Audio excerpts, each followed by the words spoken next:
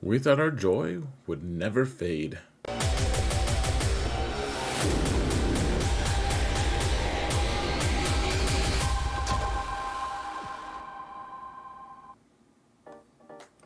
Hello everyone, and welcome to another episode of Xaereth Prevails, a Grand Arena story. We're in the final week of this current 5v5 season, and we're getting close to top 50. This is, if we win this match, maybe we get into top 50. It's close. It's like number 69, which is the meme number, of course. So, this is a really tough match, though. The whole group is very, very tough. So here's the situation. We're facing Salu the Mediocre, which he beat me pretty badly last time. I think I couldn't clear one of his top zones or something like that, and he was able to clear like one more zone than me. Maybe he cleared the whole thing. I don't know. I remember thinking I was surprised when he beat me because I thought I had the counters to his teams, but it just didn't work out for me one way or another. He does have a bigger account by about 600k, which are mostly relics, to be honest.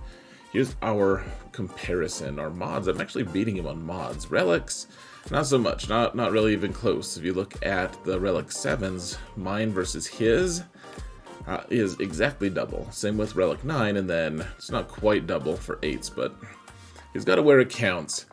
I do kind of have a Datacron advantage, at least in level 9s. Though I would say we're pretty close to even there. My defense is I just placed a really tough front defense, and then I know that he likes to use General Skywalker mirror match, and I decided I would accommodate that if he wanted to do that. If he wanted to make a huge mess of it, fine. It's always pretty sketchy, and it's bad banners. So I welcome that. Malgus up top, and yeah, this team is okay. It's a decent defense. No easy teams, I guess, except for maybe that Django team. I'm not sure. Still not easy, considering I get a lot of turn meter on Queel. Here's what my opponent placed, and this is actually the top zone. In fact, I just kind of mixed that up. So my apologies on that. This is the top zone. Put a couple good GLs plus Starkiller plus Qui-Gon team. On the bottom, he's got Mon Mothma and company. Mon Mothma, Lord Vader, Malgus, and the Grand Inquisitor. And yeah, we've got our work cut out for us, folks. I placed a tough defense, so did he. Before we jump into the fighting, just want to remind you guys, if you want to support the channel for free, all you've got to do is hit that thumbs up button. Please like, subscribe, comment, help me mount the algorithm. You can mount the algorithm as well. Anyone can. It's as simple as 1 or 2 or 3 clicks. Just keep clicking for it ever, folks, as long as I'm making content, please. Gosh. Alright. Here's... My opponent did attack first. Before we jump into the actual fighting, he did attack first. He failed once on Treya, which was nice. That's a top zone team. He failed on AdRad in the back. Failed twice on Qui-Gon. Hooray for Qui-Gon, man. He saves us a lot. And I guess that's... Yeah, he also failed a couple times on Executor and didn't kill Executor, which made me think maybe he was not going to clear ships. I wasn't sure. I didn't take a screenshot, apparently. That being said, let's get over to fighting. Let's go. Go, go, go.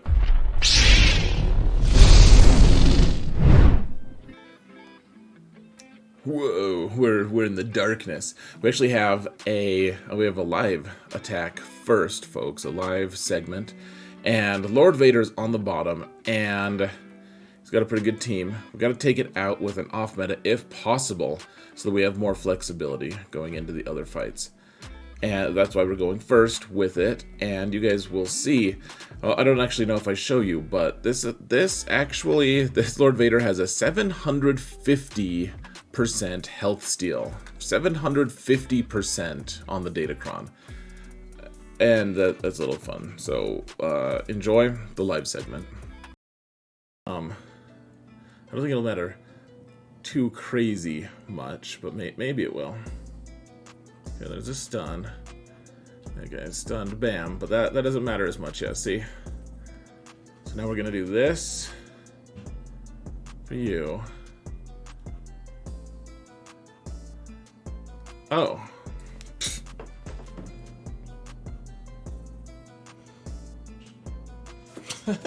Okay. Okay, cool. Oh, that's so frustrating. He's just one-shot Fennec there. Holy cow. Oh my gosh. I don't even know, folks. Alright, we'll taunt here. Smart Maul? Yeah, it was smart of him, man. I don't approve at all. That was messed up, dude. Okay, Bam should... Okay, so now the question is, who do we snipe out here? I think we just kill Maul here, right? I think so. Maybe not. Maybe I should have killed Royal Guard. The thing is, we may still be able to snipe everyone else out here. Like, we might be able to survive till we can take everyone else out. I'm not sure of that, of course. Okay, here's Merciless while we have damage immunity at least. That's good.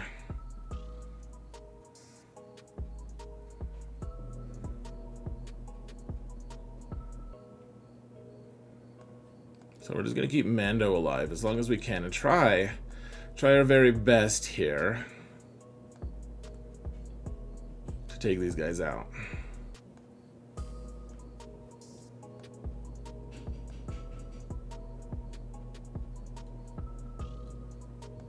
Just want to get crits here with Mando. That's the biggest, most important thing right now that we can do. Yeah, there we go. Another snipe. Let's take out Royal Guard here.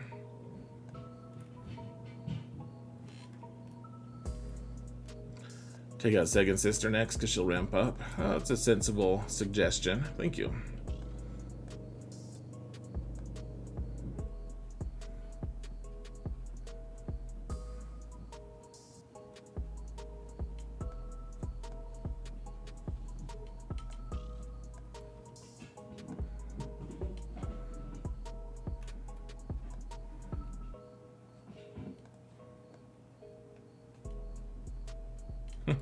Yeah, we're basically gonna have to get a bunch of snipes, like just snipe after snipe. Oh, and then they killed. Okay, so yeah, there's the ramping that was foretold. Okay, well, goodbye. Well, we killed some of them. I don't even know. This is a weird place to be, actually. So Vader, that was actually that was nice. Vader's Merciless Massacre is pretty far off right now. I don't know, I think so. I meant to get him up to Relic 3 so we could actually put a Datacron on these guys sometimes, but the idea is that Turret can just cleanse at some point, and then we can just go to town on people, go to town on these guys, and not let them have turns, potentially. At least that's the idea. Of course, his turret is not fast at all, so this could really go really poorly, in fact. I don't know, I feel like I should have considered this longer than I did just now, in fact, guys. Okay, so there's the AoE. So put this on you. And then, come on, what we really need here is for Turret to go and cleanse everyone. Come on, Turret. Oh, we're at 3 now. Uh-oh. That is not good. Well, we might get Second Sister, though. Okay, this is the cleanse, right? Yeah, okay, so we got the cleanse here. And now... Okay, let's do this on Vader, because this might just kill Second Sister anyways. There we go. I don't like that we only have 3, though. That is not good at all. Not against this guy. Not against this Vader, who's just gonna be really strong and stuff. Let's just do that. Try to just spread out our turns as much as we can here. Come on. Don't let him have turns, please. Please don't let him have turns. Okay. Gonna need some magic from Range Trooper here, please. No? Oh, okay, that didn't actually full heal him. That surprises me. with all that health steal that he's got. Come on. All right. Whew. 750% health steal. Oh, man. All right. Oh, man. I'm so stressed out right now. All right. Well, didn't go exactly as planned there, but got through it, and Xaereth was instrumental in getting us that kill. So, hooray. And now I wanted to do something a little easier, something a little more reliable, I should say. And so I took my Iden team against this Mon Mothma team. And yeah, I always start by focusing Kyle Katarn. We'll do the mass assist on him, and then, wow, Cara Dune just got taken out there. Super awesome. Cara Dune and Kyle are the two scary ones, because Cara Dune with her AoE can stun my whole team, because they're all Empire, just auto stuns with an AoE. It's pretty intense. And of course, Kyle Katarn, once he ramps up a little bit, he does a ton of damage. Look at that, Mothra is almost gone. Get her, get her. She summons Worthless Guy. We got to take her out. She does have the bonus turns for summoning Worthless Guy, which is no fun. But then it's no fun as poor old Mothra gets drilled by Snow Trooper. Drilled with a blaster, of course. Nothing else. No other implements were used. Or were they? Alright, Kenobi team is a pretty standard one. And you don't have to use Watt, but it's a lot safer if you do. Because you don't, because with all the Stuncron nonsense, which is going to be gone here pretty soon, but you want Thrawn to be able to hand the turn to armor. So you get armor 21 speed faster than Thrawn, because Thrawn is gaining 20 speed more from Sith Eternal, and that means the armor gets to go, and immediately 1 speed slower is Thrawn, 21 speed slower in practical modding experience, and then after that you just go to town.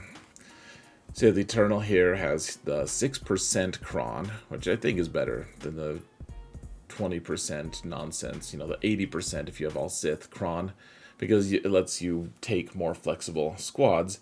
We also have a huge amount of armor on Palpatine, which is also somewhat fancy.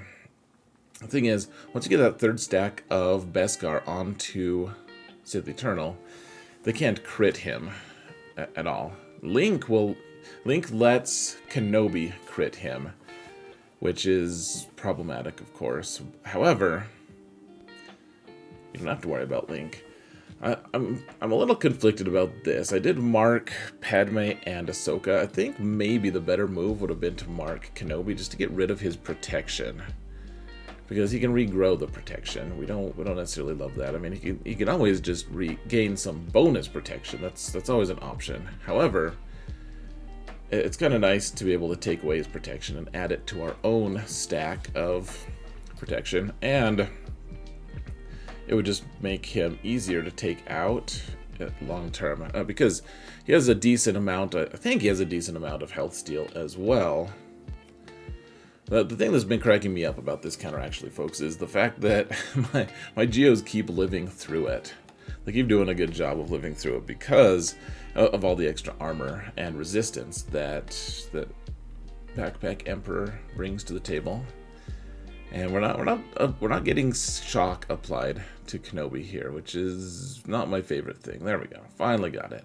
Remember, he can recover protection when he has shock. He can't recover health.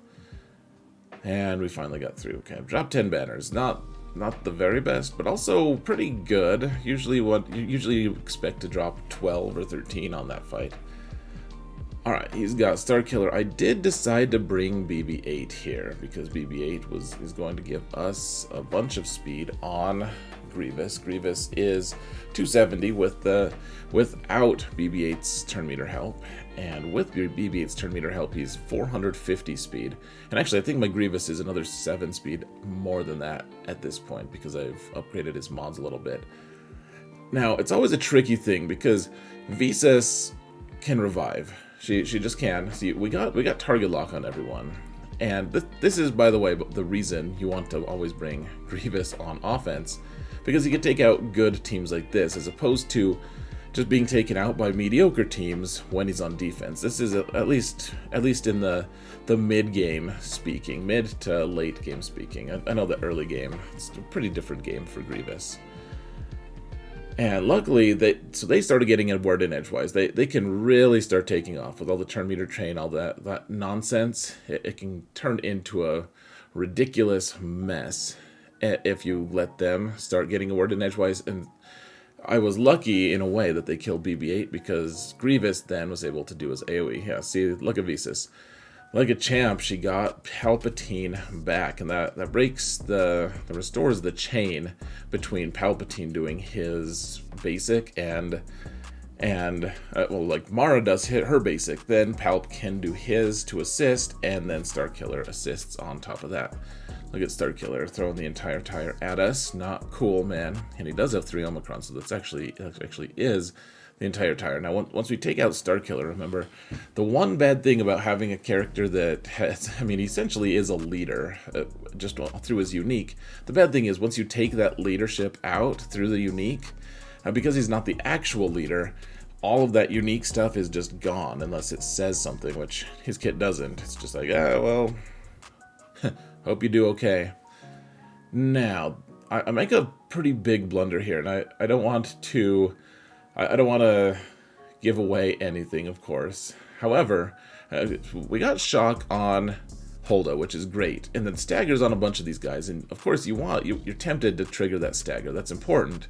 We didn't get shock back onto Holdo there, however. And so when we did the AoE from Starkiller to dispel everything, it also got rid of the foresight on Jedi Training Rey, which in turn let Jedi Training Rey, let Holdo taunt again after we dispelled her taunt. Because if we had shock on her, we would have been a lot better off. Now, this is the big ult Rey, and we really needed to get her into damage immunity. We needed to get her some debuffs, because the debuffs would actually make it so that she does half damage. But we didn't kill anyone, we didn't debuff her, and as a result, she does 600k to all of my characters and just melts the whole freaking team. Apparently that was dramatically slow. When I cut this video, I was feeling dramatic at the time, in a good way. All right, let's use Commander Luke, I guess, to take out Holdo, and then I figured we could probably take out a few of the ads at the very least, and we could multi-shot this Rey. The thing is, we need to be able to full clear. My opponent, I was pretty sure, wasn't going to full clear. It looked like he was in trouble against my Executor. And if that was the case, then all we got to do is clear 3 zones efficiently, or clear all 4 zones inefficiently. However, okay, we're reducing her turn meter a little bit because we got rid of all the inspired. The problem, of course, okay, we got her into damage immunity. That's fancy of us at the very least. Alright, and now she's in her ult, and we are totally screwed, because we can't hurt anyone. We did totally kill Holdo, though, so take that. Alright, this is a bad RNG here. That last fight with Starkiller, and then CLS, like that's all my fault. Now, note that Anakin just didn't get stunned there. He has a 15% chance to resist that stun. I checked, actually. You can see in just a minute. You can look at his tenacity. It wasn't high. And he has a 15% chance to resist. He doesn't have high tenacity, though. See, 54% is all he had. And my Wrecker has significantly more potency than that. Just unlucky that we failed on that one. That's going to happen 15% of the time against some Qui-Gon, and that Qui-Gon build was was pretty brutal. You can sometimes survive that if someone doesn't know how to mod their or datacron their team well enough, but my opponent, obviously, I mean, this is top 100, he knows what he's doing. Now I'm using Jedi here against what is probably pretty standard thinking, because we have a whole bunch of Jedi facing Inquisition, and they're all, you know, Relic 7 or Relic 8, really well modded, have a really good datacron, of course, and the idea is, I mean, they can stun lock us. Well, they can stun lock 3 of our characters. Really just 2, because Hoda's usually not going to be poking his ugly head. However, because we have the datacron to go faster than them, I figured maybe we would be able to just snipe out a few of these guys. We needed an easy-ish win against this team. I didn't want to get stuck on it. You can easily get stuck on a Stuncron high relic Inquisition team. Despite their reputation, it's a very possible thing. Now, there's this Malgus team, and instead of using Watt here, because I wanted to potentially use Watt elsewhere, in fact, I already did use Watt elsewhere with Sith Eternal on that Kenobi team, I'm taking all 4 Nightsisters because Talzin has her cool Datacron and Asajj has her cool Omicron. And one thing I do want to point out, look at the max health and protection throughout the fight on the different characters. Because with Supreme Leader Kylo lead, if you gain turn meter for any reason, your max protection and health diminish by, what, 20%, something like that. It can be fairly dramatic. However, I mean, this is a decent alternative if you wanted to not have to use Watt alongside Daka and Zombie. Now, I know that a lot of people have told me, like, oh, you don't need to use Watt with Supreme Leader Kylo against, like, as long as Kylo has Daka and Zombie against Malgus, you can win. And the people telling me that, I don't know. I don't know for sure what your circumstances are. I do want to point out that Relic 9 Malgus with the Datacron and whoever you're facing, my guess is that you haven't had to face the ridiculousness of Relic 9 Darth Malgus, because he's pretty terrifying, to be honest. He just does really mess with you, and I've seen it fail quite a few times, actually, with just, look at the health on Talzin right now, guys. The health and protection is just really low. But yeah, we got it. 60 banners. Not even that bad. But yeah, I don't feel comfortable with just Kylo and Daka Zombie. I don't think that's going to work. At least not in GAC against someone with all the Omicrons and the good Datacrons in the back. No Galactic Legends, just Sortie and the 2 fish squads. Now, we did manage to get through all this. I wanted to use Supreme Leader Kylo against that Malgus, because now we have Rey available to hopefully win the mirror. We both have the big hit, so we have to time this really well, or if any of us can land the big hit, then we're going to just end the entire other team, most likely, as long as they're not in damage immunity or something. But it's a tricky thing, folks, and you'll have to pay attention here. Once my opponent hits the ult, which she's going to hit hers first, you have to look at their turn meter, because the speed interaction is really strange. And sometimes, if you haven't done this mirror before, which it can be a little stressful, but you really have to be mindful of... Gosh, I didn't even kill Finn there. It's embarrassing.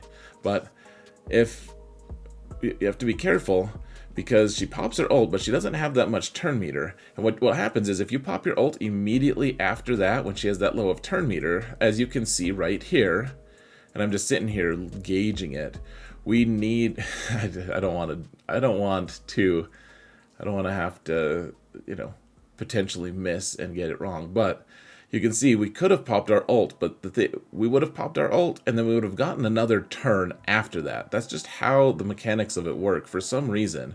So see, we got our ult a second time there. I had the option to pop our ult. So she did no damage, despite the fact that she can do, a huge amount of extra damage. And of course, in return, we just melted the whole team. I think that actually I forgot that that I was going to do that much damage, and I was like, oh man, please just kill one character. Please just kill one character. Now, this is one that I think I'm going to just pause for 1 second, folks. Now, this is another instance. Well, I got some pretty bad RNG on a lot of these fights. One of the things that's happening here is BB-8 does not have high tenacity. I have a decent amount of potency, where if we're able to get a debuff on BB-8, it should just land, unless he resists using that 15% rule, because you can always have a 15% chance to resist. And if we can daze BB-8, then BB-8 won't hit us back, and if he doesn't hit us back, then we won't have tenacity down. Tenacity down will completely screw us, though. However, I'll avoid hitting BB-8 whenever I can. Alright, we gotta try daze here. We have to try it. You can see we've already landed these other debuffs, so we have enough potency. But we didn't get daze on him, so now we have tenacity down, and it did proc the counter from BB-8, and we're just now stun locked because we're still tenacity downed, and we just get killed. Annoying. And that actually has some pretty bad repercussions later. Now, they put Commander Luke with Ackbar, and they have a crazy amount of speed and turn meter and everything. Just really, really good stuff. Except I have a Hux team, a fully loaded Hux team with First Order TIE Pilot Omicron, which means they don't gain any bonus turn meter. And that means we're also way faster than them. I stunned Chupio there because he was about to take a turn, not because he's less dangerous than Luke or something like that. Let's just stun Luke as well, because I don't have a Dispel, and it's 2 turns. It's for 2 turns. May as well take out Chupio, I guess. Look at how fast CLS ran through his 2 turns, however. It's a little bit scary. A bit scary, folks. But we do a lot of damage here.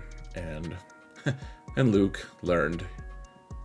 He learned. We done taught him not to do stupid crap. Now, that Sortie squad, I didn't have much left, guys. They didn't have much left either. We have to kill that Qui-Gon team. We have to kill this one and the Raddus team. But I almost have no other teams left. I have Mon Mothma, which will probably take out either Sortie or the AdRad team. And then I have a bunch of just garbage. So I thought I'd try Jawas against this, and it clearly just wasn't enough. It did a little bit of damage, but it wasn't quite enough. And poor old Stormtrooper Han couldn't make it work. Alright, we're taking Ackbar. We do have the Omicron on Ackbar, but this is the measure of how desperate we are. In that we just... if we have to use this team, it's going to be a bad day. And they've already killed Leia, and we don't have much going for us. However, we can revive Leia, so let's do that. Let's see if we can get something going. Let's cleanse all the debuffs, and yeah, Leia's starting to get some shots off. You know, we're starting to look like something.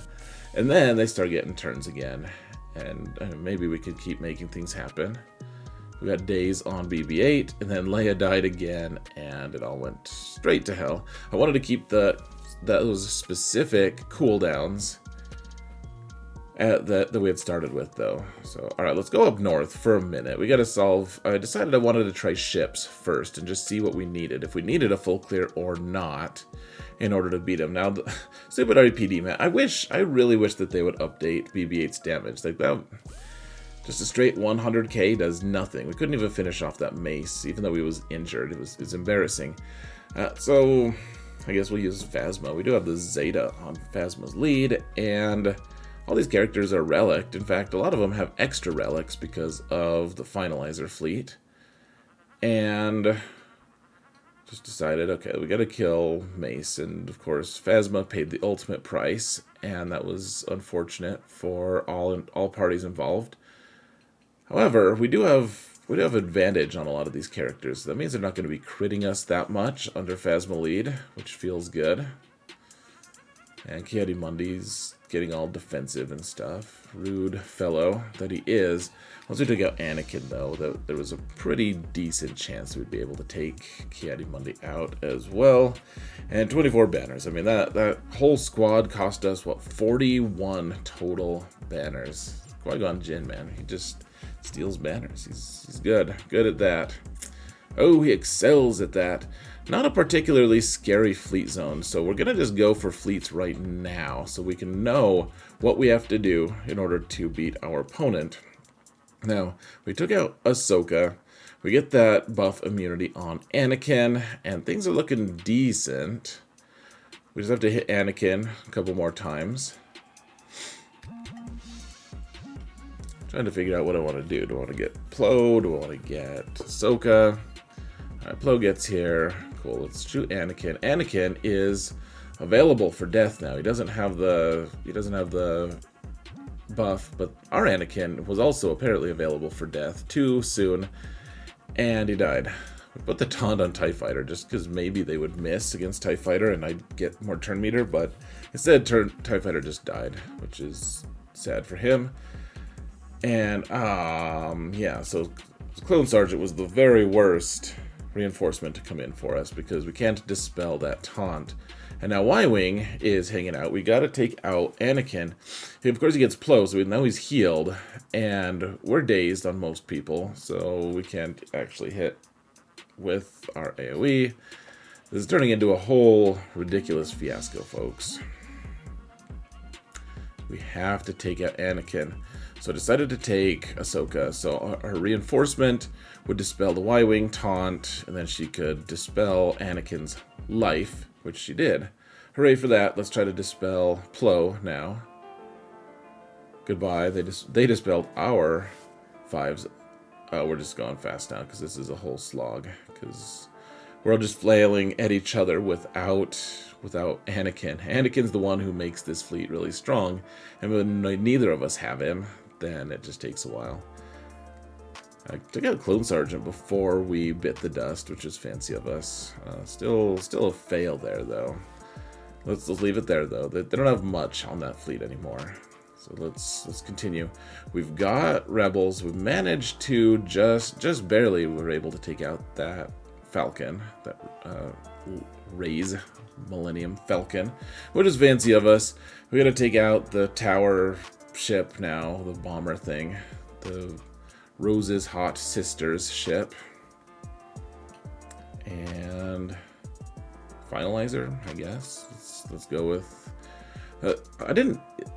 People don't put Finalizer down on defense very often, and as a direct result, I don't have a lot of knowledge on how to counter it really well, which is actually a fairly decent strategy if you want to mess with someone and cheese ships.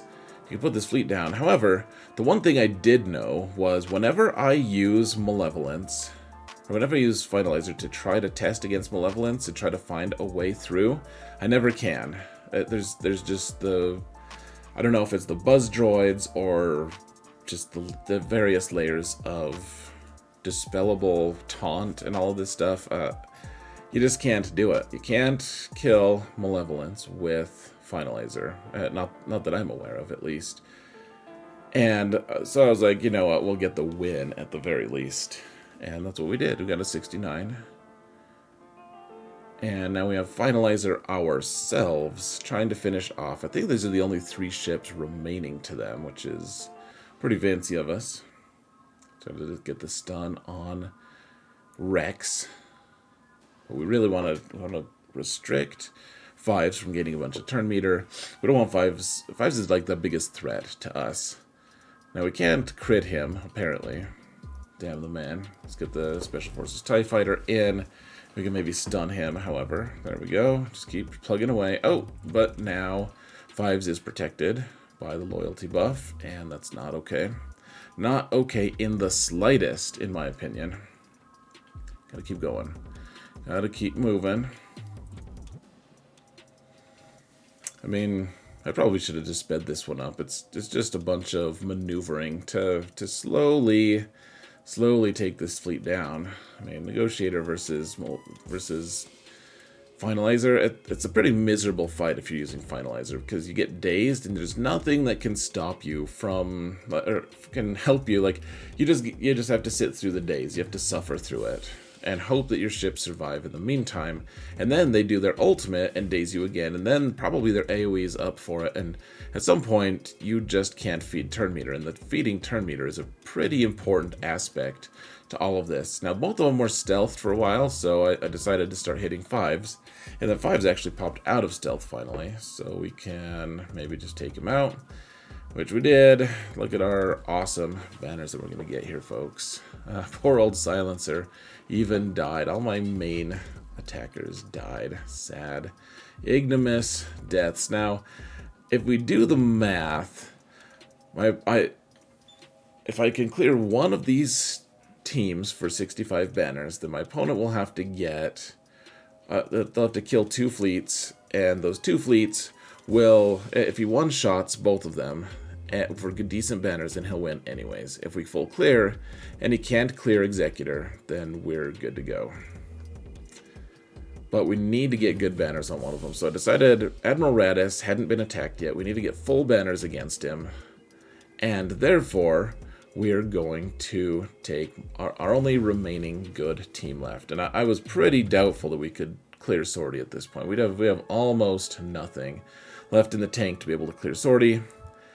And alright, cool. So we killed AdRad.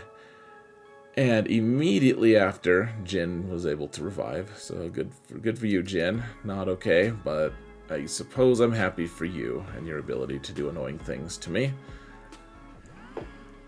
Oh, man. At this point, my opponent was actually in the chat. He was watching my stream, which is totally fine. He attacked before I started. I have no issues whatsoever with that at all. In fact, it's pretty cool. If they want to engage, it's fun. And they were like, alright, well, I can clear the other 2 fleets, but I can't clear Executor.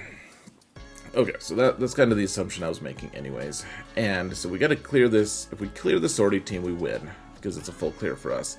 If not, then he will. He attacked fleets, and he would win by, I believe, 7. So we can't even just kill 4 of these characters and win. He'll win by 7 is all. And it's like, oh man, what can we do? I guess maybe Kendra should have taunted. Probably not. I don't know. Xalbar was already taunting. We're kind of making something of this. We're getting some turns, but there's not really any turn meter loading here. And then, of course, everything just went to hell instantly. Now, I have my own Sortie squad because I wanted to take BB-8 for offense so that I could take out a Starkiller team fairly easily. And you can see our droids are already, like, with their BB-8 on their team and we don't have BB-8, it's an ugly endeavor, folks. It's just not going to happen because they have so much loaded turn meter, and they have that really good taunt from BB-8 where when you try to hit BB-8, half the time BB-8 counters, and the other time, half the time BB-8 has foresight. And anyways, our Sortie survived for like 3 minutes, but I just fast forwarded that for you. You didn't need to see it. Now, I had one last desperation move, which I'd been saving, which was Nute or Dooku lead. I couldn't decide which one I wanted to try. We have a Relic 6 Droidica, modded for offense, actually. Not for speed. And then I have Spy randomly. Remember, we already used Geobrood Alpha earlier with that Sith Eternal squad. But this is a full Separatist team other than Old Ben. I figured Old Ben might be able to help a little bit here, though. So, okay, we actually, look at that. We even managed to get rid of the repair ability or whatever it's called. And then look at that, Spy managed to just snipe out poor old BB-8. And now it looks like maybe there's some hope, because BB-8's the thing that gives this whole team so much juice. Maybe we can actually turn this into something, even though Nute and Dooku and whoever else was there, Spy, all died in the same burnination from R2-D2. I mean, you have to, I'm not even mad. That's amazing. R2-D2 is an effective little mofo, but hopefully we can continue on here. Droidica can do a lot of damage. So, I mean, Droidica's saved us so far, and, you know, Spy's been instrumental. And, I mean, if we can just get this down to a couple droids, that would be so helpful. We even killed their VIP just now. That was also fantastic. Let's just roll on up and call the mass assist on R2-D2. Now, Nute's already died once, so almost certainly he's just going to die the second they decide to focus him. I decided with Droidica, I would just take out R2-D2 because maybe we can take out Sortie on her own. Now this is a Relic 8 Sortie. She's very resilient, so I was like, man, I don't know if I have what it takes to kill Sortie. I just wasn't sure. I think that that transition there was just to get rid of, or not to get rid of. I think we just sped up the video is all, because watching Droidica and Sortie kind of face off is not that exciting, to be honest. And yeah, Sortie's taking a lot of turns, so loading our stacks a little bit, slowly working her down. We only have a minute left, however.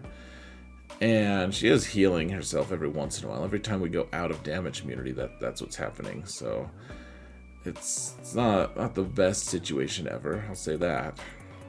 Come on, take her out. We got her in the red. Can we do it? Droidica's not looking too hot though here either. Look at it's just a little slappy fight here, and eventually he just melts. So we only have Sortie left, and we're gonna lose by 3 banners right now. Look at the top right. 3 if we can't clear Sortie. So I just had a bunch of, I had a assorted number of bounty hunters, a number of assorted bounty hunters that maybe we're going to be able to take her down. I wasn't really sure though. Obviously.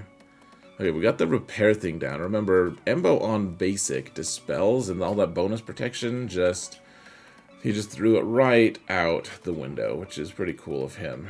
Every time he does his hat throw is cool, and then she just dodges, so that wasn't cool. However, we did get the clear for a very, very ugly win, and whew, it was crazy. That was a pretty crazy one, guys. I won't lie. Maybe I'll lie about other things, but not about that. we got the win. Because he couldn't clear Executor, which otherwise it would have come down to just a couple banners. Crazy match, folks. Just a totally crazy match. Let's go to my final thoughts, shall we?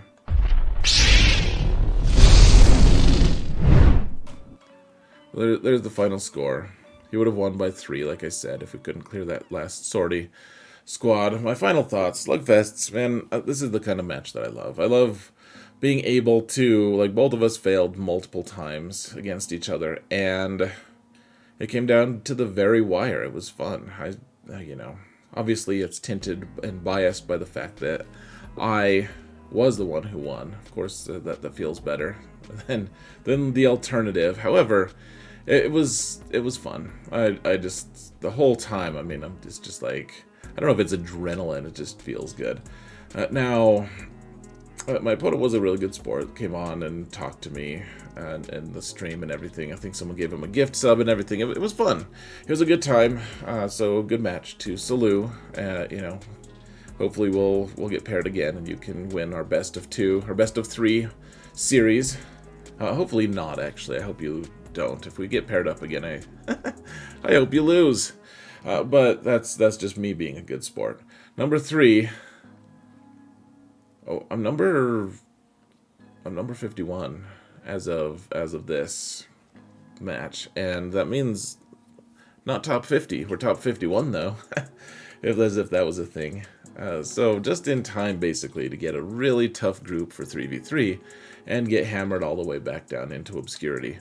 However, 5v5 has been a great season, and the fact that I could get any wins in this crazy group is a pretty good deal.